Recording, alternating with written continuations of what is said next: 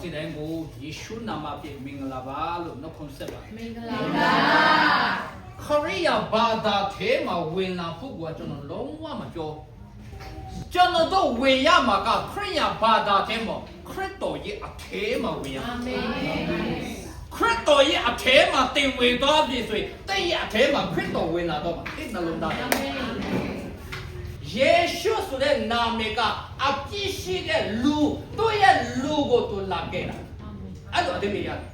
ကျွန်တော်တို့အတွက်ရရဆက်ဆက်သူ့ကိုရက်တာကြောကောမှာလေထုံထားသူပဲယေရှုခရစ်တော်ကအပြည့်တစ်စက်မှမရှိဘဲနဲ့ကျွန်တော်တို့အတွက်ကျွန်တော်အပြည့်ကျွန်တော်ရဲ့တလောကလုံးရဲ့မိတ်ဆွေကျွန်တော်အရောက်တဲ့မှာတက္ကပါလို့လူအားလုံးမမွေးတည်တဲ့ကလေးအပြည့်ပါအကုန်သူယူဆောင်သွားတာ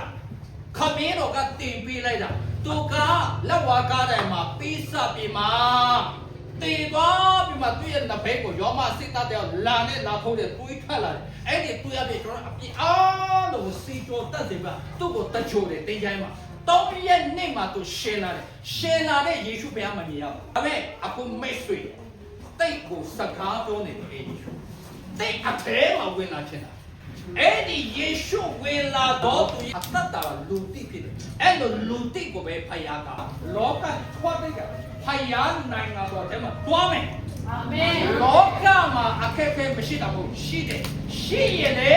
လူဘက်ကအဖြစ်ပြအဲ့ဒီခရစ်တော်ပြောပြသူရှိမယ်ဟာလေလုယာအာမင်ဟာလေလုယာဆိုအဲ့ဒီခရစ်တော်ကိုနှလုံးသားထဲမှာတခါမှလက်မခံဘူးတိပါဘူးဒီနေ့ခရစ်တော်ကိုလက်ခံခြင်းနဲ့ဆိုလို့ရှိရင်တော့လက်တစ်ချက်ထောင်ပြ